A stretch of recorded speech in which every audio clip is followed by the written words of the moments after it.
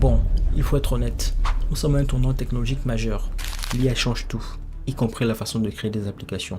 Plus besoin d'être développeur, l'IA fait tout le travail à notre place.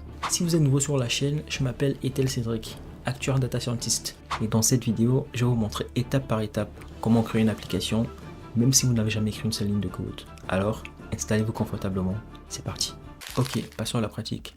Dans le cadre de cette vidéo, on va créer une application qui va permettre à des utilisateurs de rechercher des produits tendances en fonction de la catégorie qu'ils ont choisie. Pour ce faire, on va utiliser deux outils, à savoir Firebase Studio et n8n. Passons donc sur mon écran. Comme vous pouvez donc voir à l'écran, voilà comment se présente donc la fenêtre Firebase Studio. On a donc à droite l'ensemble des projets sur lesquels on a travaillé. Et la partie centrale, c'est donc la partie de prompt. C'est à ce niveau qu'on va donc renseigner le prompt qui décrit donc notre application. Je vais donc me rendre dans le fichier d'instruction que j'ai donc créé. Je mets d'ailleurs ce fichier dans la description. Donc ce qu'on va faire, c'est quoi? C'est qu'on va donc simplement copier le prompt de description de l'application. On va repartir dans Firebase Studio et on va le coller dans la fenêtre de prompt. Ok, parfait. Donc là, on a donc notre prompt qui est donc complet. Avant de l'exécuter, il y a une partie qui est très centrale qu'il faudra donc personnaliser ici. C'est simplement celle qui correspond donc à l'URL du webhook n8n. À ce niveau, il faut savoir que l'application va fonctionner de la façon suivante. L'utilisateur va donc renseigner une catégorie sur l'interface utilisateur donc de l'application et sa requête va donc être traitée à partir d'un agent IA qui est donc paramétré sur n8n. Donc, ce qu'on va faire maintenant, c'est qu'on va donc partir sur n8n.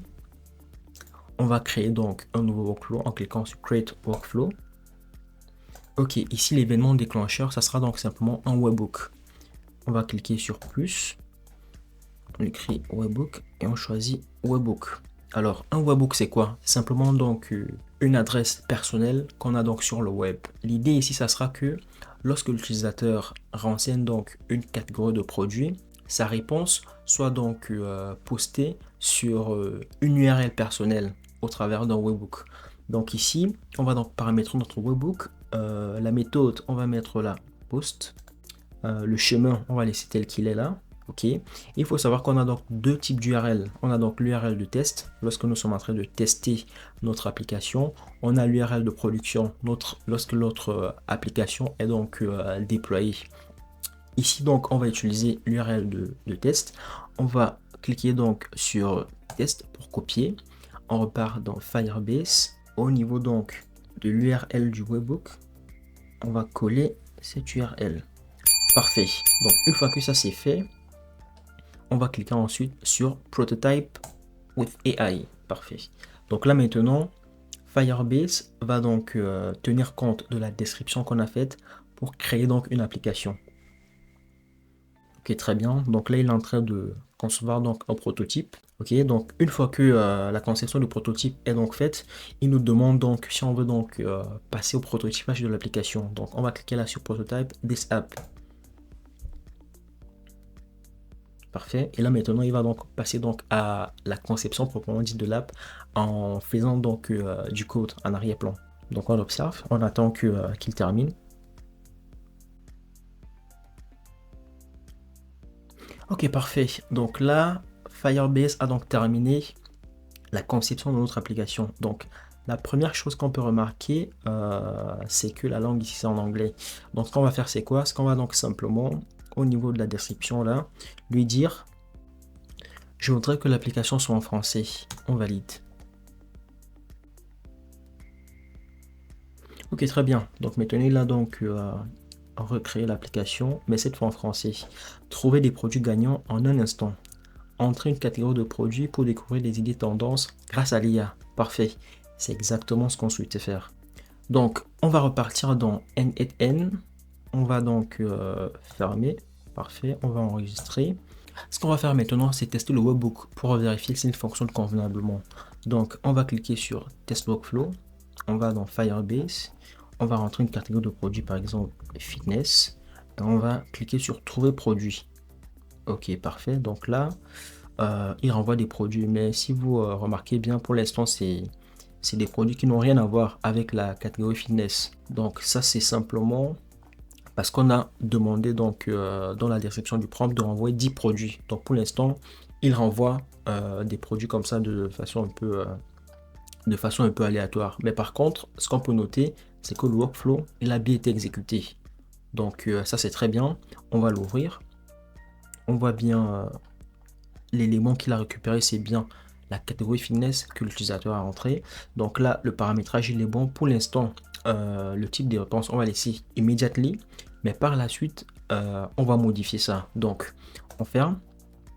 On va donc maintenant rajouter un agent IA qui va donc permettre de savoir exactement les 10 produits tendance à afficher en fonction de la catégorie que l'utilisateur doit rentrer. Donc, on va cliquer sur plus.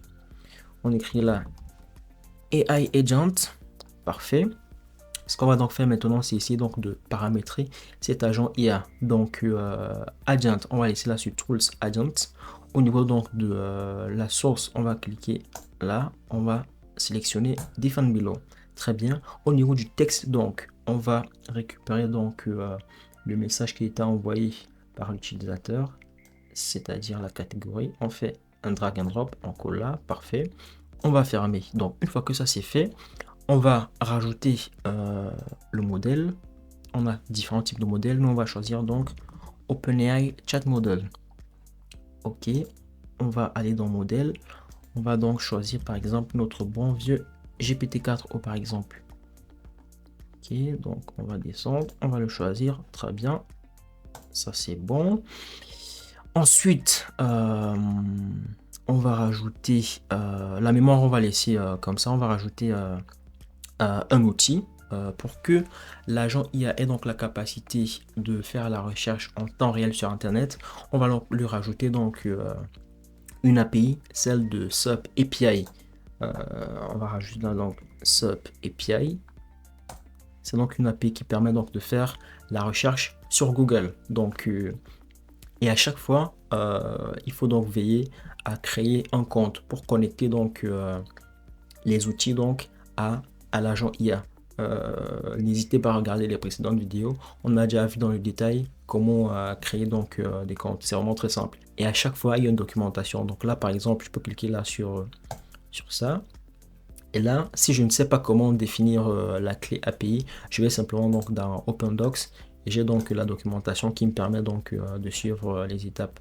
Donc dans lequel cette vidéo ne va pas revenir dessus. Donc, on va fermer. Très bien. Donc là, on a le modèle. SUP API nous renvoie une erreur. Je pense que c'est plutôt le premier compte. Fermé. Très bien. Donc, je vais enregistrer. Je vais recentrer un tout petit peu. Donc, jusque là, c'est très bien. Ensuite, ce qu'on va faire, c'est quoi?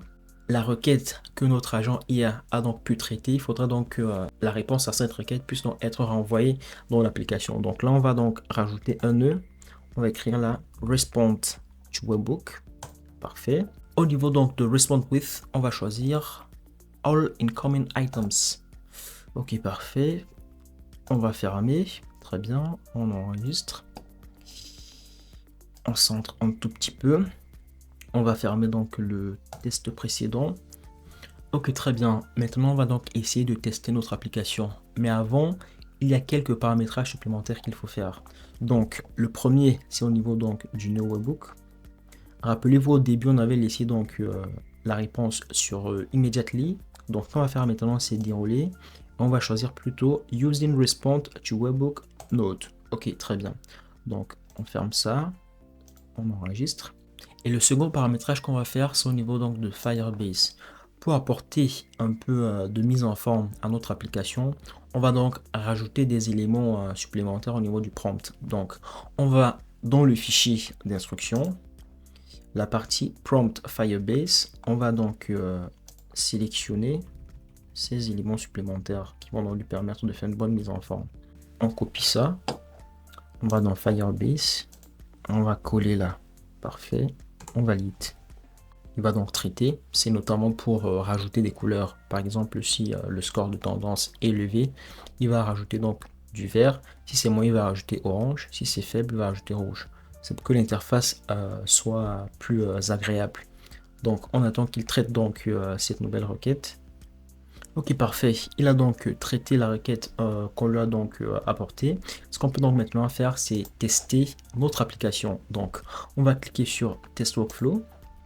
On va dans Firebase, on renseigne une catégorie de produits, par exemple fitness. On lance la recherche. Donc, le workflow, il s'exécute. L'agent est donc en train de rechercher une liste de produits, 10 produits tendance, à partir d'informations qu'il prend donc sur Internet. Ok, l'exécution est terminée. La réponse est renvoyée donc sur l'application. Et là, on peut donc voir une liste donc de 10 produits tendance. Et pour chaque produit, on a donc un score de tendance. Élevé, moyen, faible. Très bien. Donc, c'est juste incroyable.